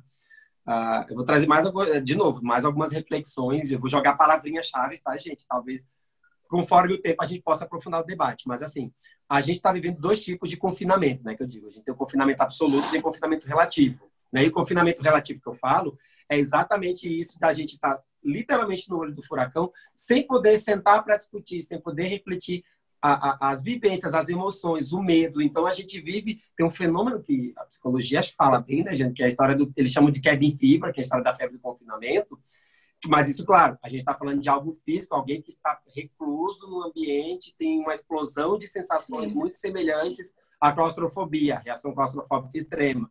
Só que a gente está vivendo um cabin fever relativo, que é exatamente disso, está sendo ilibado para nós, a gente não está conseguindo exatamente discutir, dialogar e pensar alguns elementos. E aí o que também tem uma coisa que é muito comum do ser humano, né, gente? A gente acaba se soterrando de estímulo para os órgãos dos sentidos, né? Então, o que aconteceu? Surgiu o nicho de mercado, que é o nicho das lives.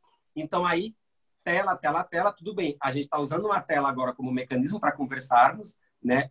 Uns com os outros, umas com as outras, mas a questão é que a gente acaba se soterrando de outras coisas e deixa de realmente refletir porque é importante. E no meio disso tudo, a Denise trouxe uma provocação, que é um conceito, até vai sair um artigo meu na revista Fórum nos próximos dias, um conceito que eu estou discutindo e estudando, que me incomoda muito, que é a positividade tóxica.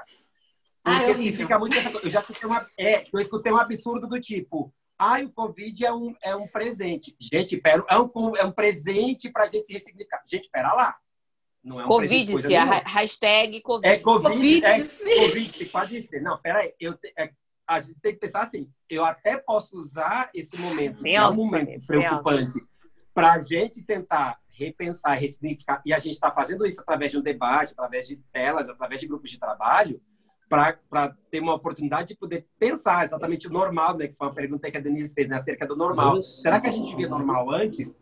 Né? A Jeane trouxe elementos de um Brasil colônia, gente. Quer dizer, antes da pandemia e transpandemia, a gente vive um genocídio da população negra, a gente vive um genocídio de populações que são vulnerabilizadas historicamente. Sim. Só que a questão é que se trabalhar e chamar, quer dizer, a pandemia de presente é muito complicado. A aula só foi tal oeste. Tem desejo, a expectativa que tudo fique bem. A gente tem esse desejo que as coisas fiquem bem.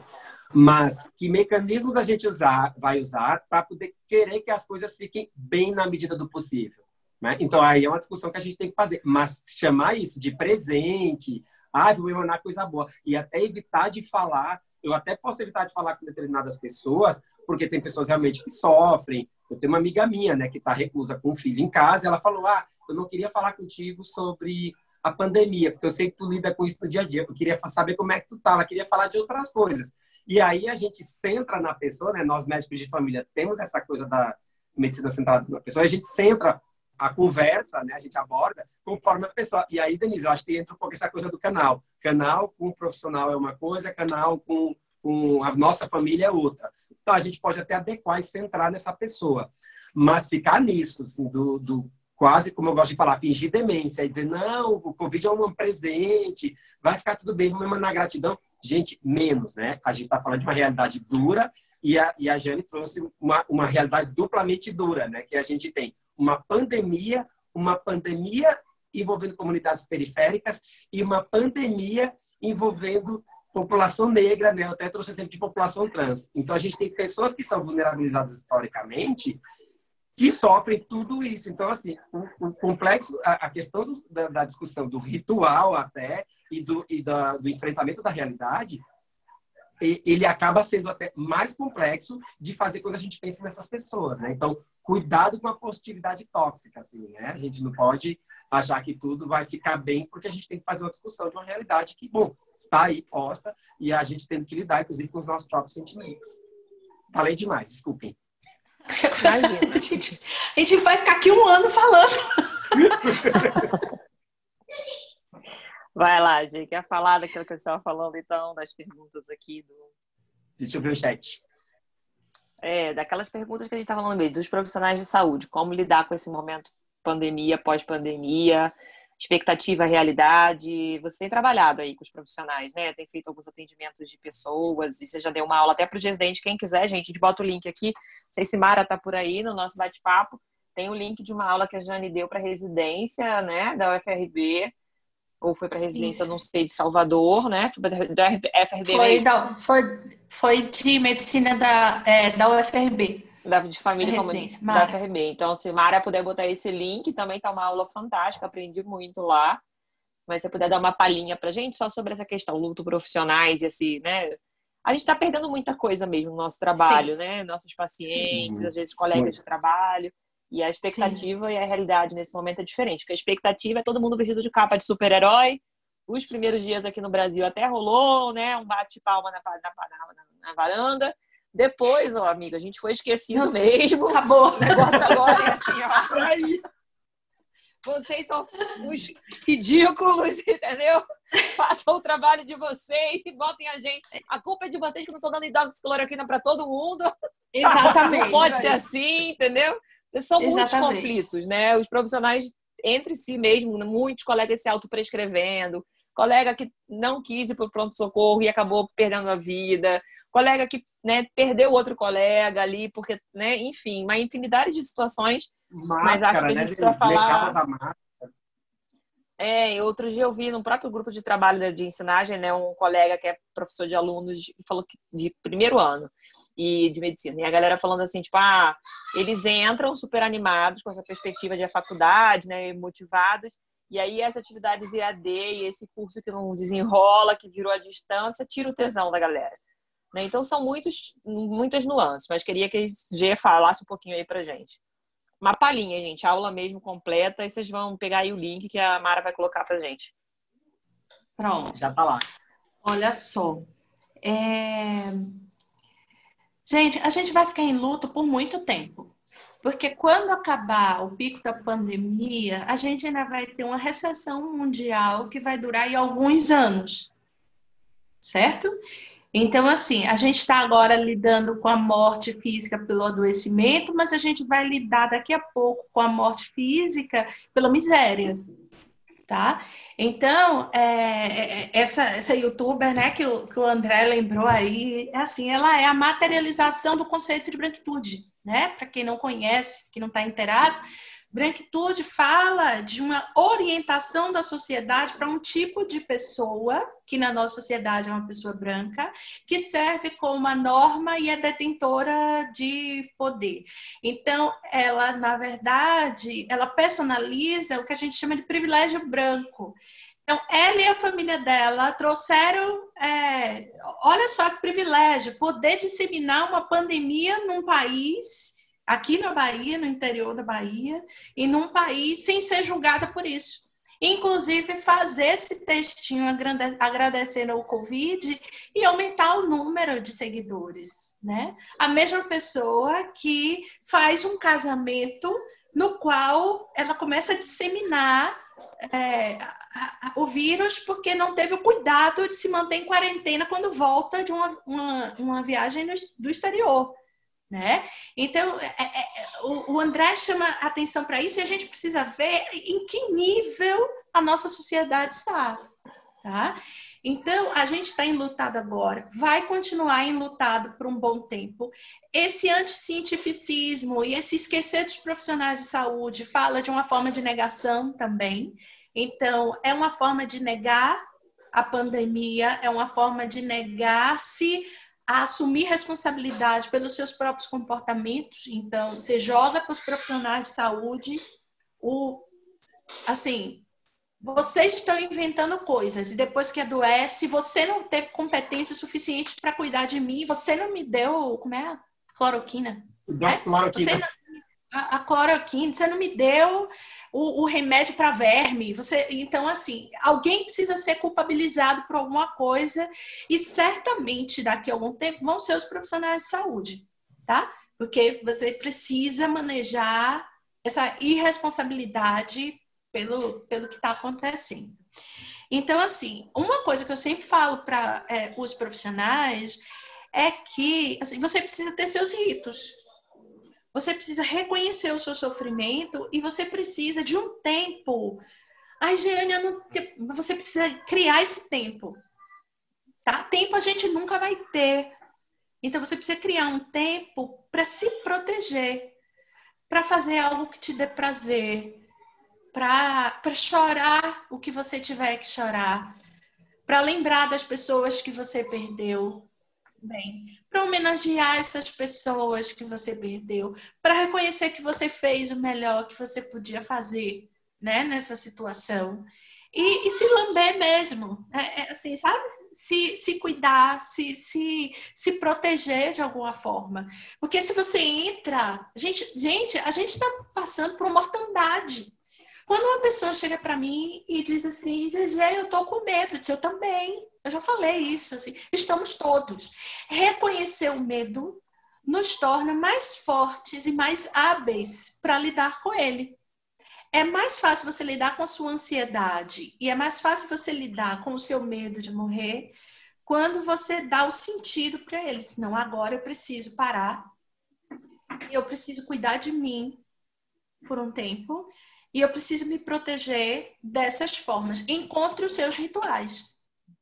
Encontre o que é que te faz bem no meio dessa mortandade, porque não vai acabar por agora, mesmo que a quarentena, o isolamento não se prolongue, né, como a Denise falou, até o final do ano, mas a gente ainda tem anos de repercussões que a gente não imagina ainda, da quantidade de pessoas mortas e com sequelas, porque além disso, a gente vai ter muitas pessoas com muitas sequelas e nós também ficaremos com sequelas emocionais, afetivas que precisam ser cuidadas, né?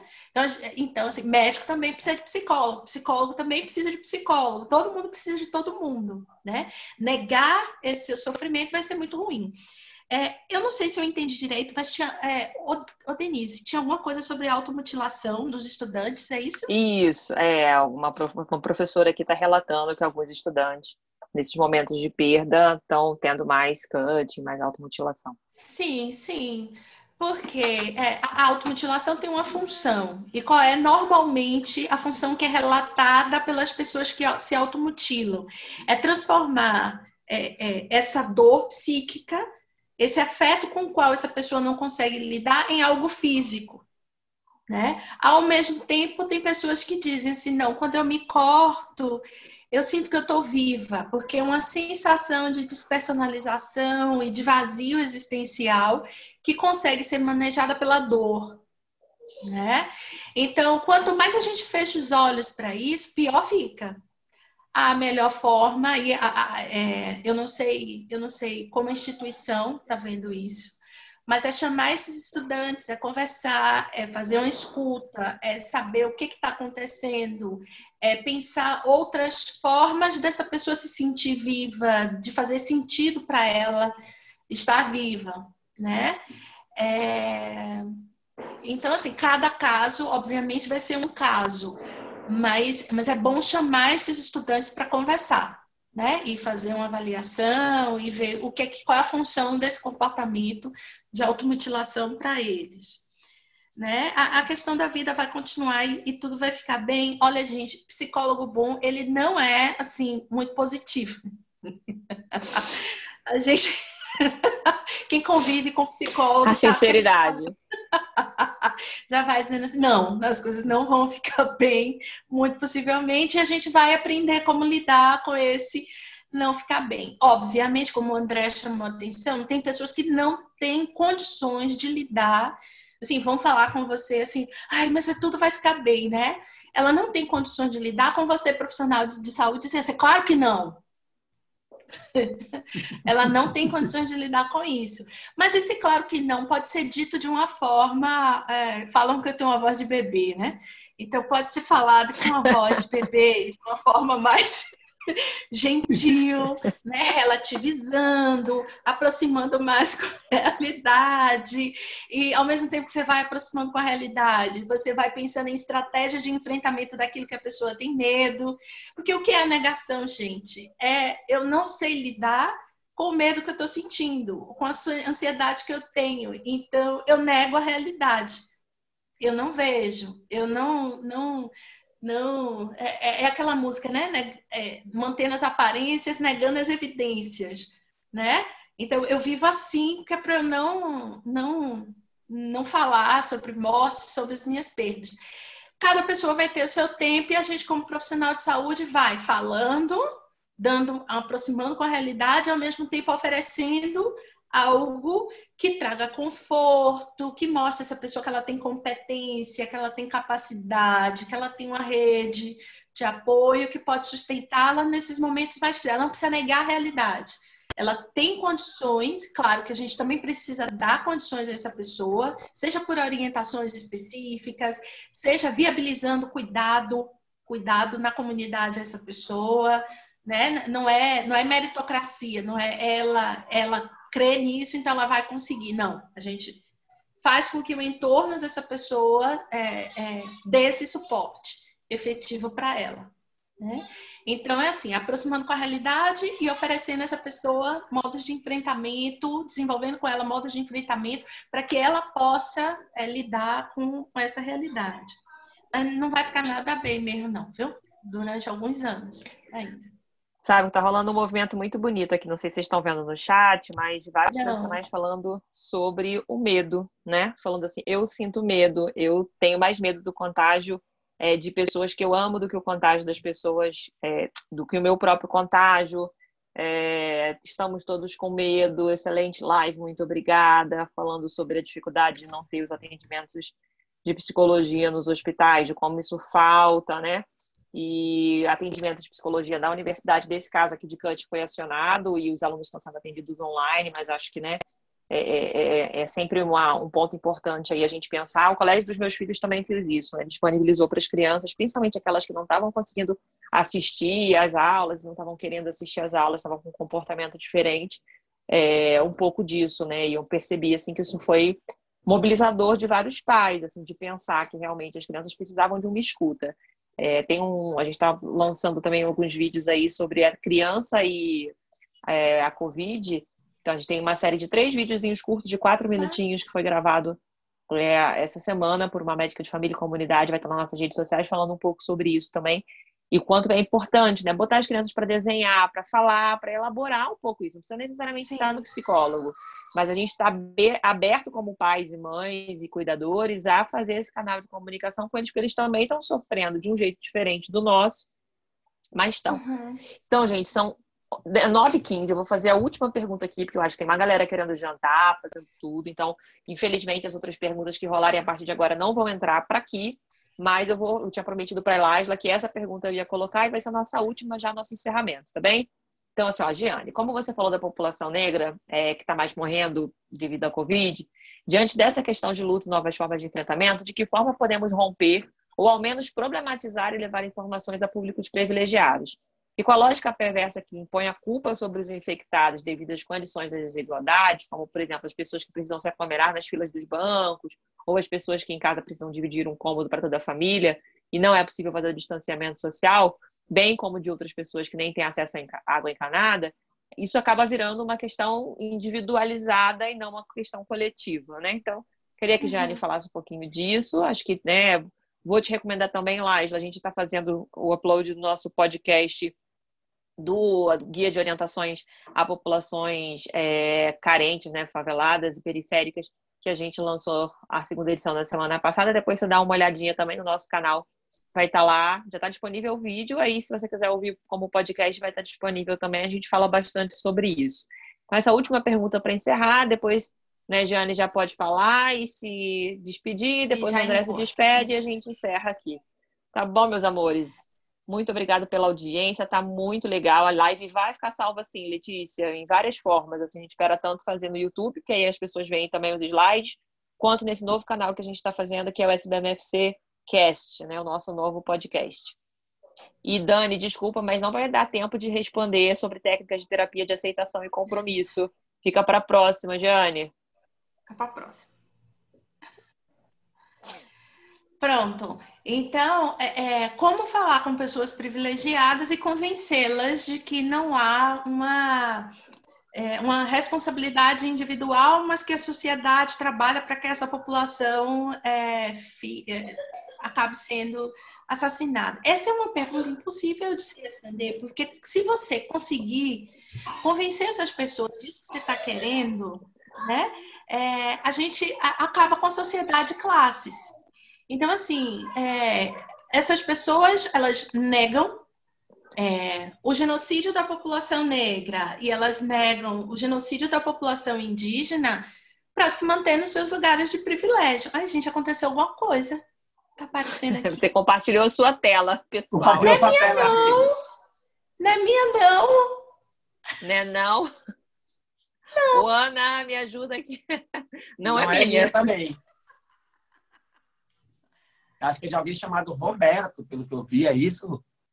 Quem é o Roberto? Roberto, por favor. Pronto. Ai, pronto. Que susto. Então, acho que é Laisla, né? Laisla. Laisla. Se a gente conseguir fazer isso, a gente resolve o genocídio da população negra, a luta de classes, tudo. Então, essas pessoas que não são sensibilizadas para isso, a gente tem que jogar informação, né? É como a Denise vai na Globo, e aí temos médicos de família e comunidade utilizando da sua representação social para levar essa informação a essas pessoas que são privilegiadas, usando a sua branquitude, usando o seu lugar social para mostrar à sociedade como um todo o que é que está acontecendo. Algumas pessoas vão se sensibilizar, outras não. Tá? E a gente não pode ficar pensando que só quando essas pessoas se sensibilizarem a gente vai resolver isso. Eu prefiro fortalecer a população que está sendo massacrada para que ela se torne forte, para que ela não morra, para que ela psiquicamente fique bem, para ela poder fazer um embate e na luta social pelos seus direitos. Né? Então, existirão pessoas privilegiadas que vão se sensibilizar por questão ética, moral, pela história de vida, por N razões. Existirão aquelas outras todas que não vão se sensibilizar com isso. Existirão pessoas pobres, periféricas, negras e indígenas que também vão julgar os seus iguais por não se considerarem iguais, né? E vão reforçar esse discurso do privilégio também. Então, a gente está numa sociedade, e é o que eu sempre digo, democracia e liberdade é uma luta constante. E aí, a democracia ela não se mantém de forma estática, né? É uma dinâmica de interação entre grupos e de disputa de narrativas e de disputa. Se você está num lugar de privilégio, usar o seu privilégio para tentar equilibrar essa balança e produzir saúde física, saúde mental na população que mais precisa. E aí, me despeço, agradeço a vocês pelo carinho, pelo convite, né? Falo muito, eu vou treinar para falar menos. Não precisa, não. Pode continuar falando assim.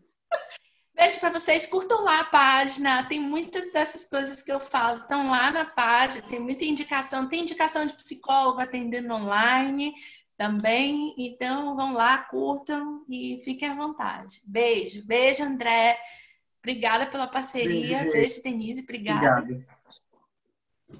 Obrigado. Vai, André. Tua. Bom, então, gente, assim, vou complementar só um pouquinho e trazer reflexões finais acerca da fala da G, né? A gente quando tem momentos maiores como de pandemias, a gente acaba, as desigualdades ficam mais ressaltadas, né? Basta a gente voltar um pouquinho atrás, olhar nos 80 e 90, quando a gente teve a pandemia de HIV, e a gente teve uma culpabilização em cima da população LGBT. Como é que era chamado primeiro a imunodeficiência humana, né? A infecção por HIV? Era o câncer gay. Basta a gente ver agora o que aconteceu com a própria Covid. Se chamava de vírus chinês. Olha que absurdo. Então, a gente sempre tenta rotular, categorizar, diminuir a um fenômeno de uma população, de um segmento específico, né? Então, eu acho que a grande questão que a Jane traz que é o nosso desafio, é a nossa luta da gente usar os lugares de privilégio, né? A Denise vem fazendo um trabalho magistral em cima disso e de fomentar esse debate. O nosso maior desafio é que a população vulnerabilizada deixe de ser vulnerabilizada. Eu acho que é a grande questão. E aí entra um pouco no que a Jane falou, quando a gente tenta fortalecer as pessoas que são vulnerabilizadas e talvez não se deem conta ou que use-se de algum lugar de privilégio para poder suscitar debate, porque realmente a gente talvez não vá conseguir, porque tem pessoas que realmente têm um engessamento cognitivo. Então, a gente não vai conseguir. O que a gente tem que fazer é isso, seguir falando E principalmente momentos como esse, que a gente talvez vá ter aí uma evidenciação maior das desigualdades sociais e também étnico-raciais, é que a gente tem que fugir dessa coisa de causa e consequência, né? Então, a gente fugir um pouco dessa coisa do karma, sabe? De falar assim, a culpa da pandemia é por isso. Essa população está aglomerada, como vocês bem trouxeram, em lugar XY. Então, a gente tem que ter um cuidado muito grande acima disso. Tá? Então, que a gente possa refletir. E de reflexão final, para quem falou na parte de ensino, uma ferramenta que eu gosto muito, não sei se é o momento de falar disso em meio à pandemia, um pouco do que a Jane falou de falar junto com os alunos que estão em sofrimento psíquico extremo, mas eu acho que tutoria, mentoria é uma maneira muito válida de tentar aproximar alunos, ainda que online, né, gente? Muitas horas de tela, a gente sabe que cansa, porque o esforço cognitivo é infinitamente maior, né? E eu sempre brinco, cuidem com medo de perder tudo, né? Porque tem muita artista fazendo live, muito debate interessante. Então, permitam-se perder de vez em quando. Então, às vezes, é preferível assistir lives como essa depois, para quem não está aqui, como a Denise falou, tem gente que quer jantar, enfim. Se permitam perder de vez em quando para assistir depois, ainda que às vezes perde algumas coisas essenciais do debate. Mas cuidemos da nossa saúde mental acima de tudo, né, uns dos outros, e que a gente siga atento às pessoas vulnerabilizadas, né? Pessoas com deficiência, a população negra, que o genocídio segue, né, gente? E com o Covid é um elemento extra, que vai evidenciar mais isso ainda, então que a gente possa estar atento a isso. Então, agradeço infinitamente, Gê, pela parceria, Denise, pelo convite e oportunidade, né? Que a gente siga tendo aí mais espaço de debate como esse e que a gente possa falar dos nossos sentimentos aí como profissionais da saúde, né, acima de tudo, e pensando nas pessoas lá nas periferias, nas comunidades, enfim, que a gente faça essa reflexão aí. Obrigadão, Dê, obrigado a todo mundo. Então, acho que aqui só tenho que agradecer aos nossos participantes, né, Giane e André, foi demais, a live foi ótima, muitos elogios aqui, o pessoal todo falando para G não parar de falar, não fale menos, obrigada, foi muito bom, fantástico, adorei, agora tenho que sair. Então, gente, que vocês ficaram até agora, muito obrigada aí pela audiência, pela participação também. E queria dizer para vocês que na semana que vem, quarta-feira, nosso horário marcado às 19h30 aqui, para falar sobre espiritualidade nos tempos da Covid-19. Então, a gente vai ter mais uma live aí às 19h30. Eu não vou estar aqui como moderadora, vou estar aqui como participante dessa live. Quem vai coordenar, moderar é o Eno Dias, né, que é do GT de espiritualidade da SBMFC. Mas a gente está aqui sempre participando, mandem perguntas, participem. E muito obrigada pela audiência mais uma vez. Boa noite para todos, fiquem bem, se cuidem. Amanhã tem mais trabalho para todo mundo. Um abraço, beijo, gente. E agradecer a Ana, sempre, nossa assessora de comunicação, nossa anfitriã, e que sempre prepara tudo com muito carinho. Obrigada, Ana. Sem você, isso não seria possível. Tchau, gente. Tchau, gente.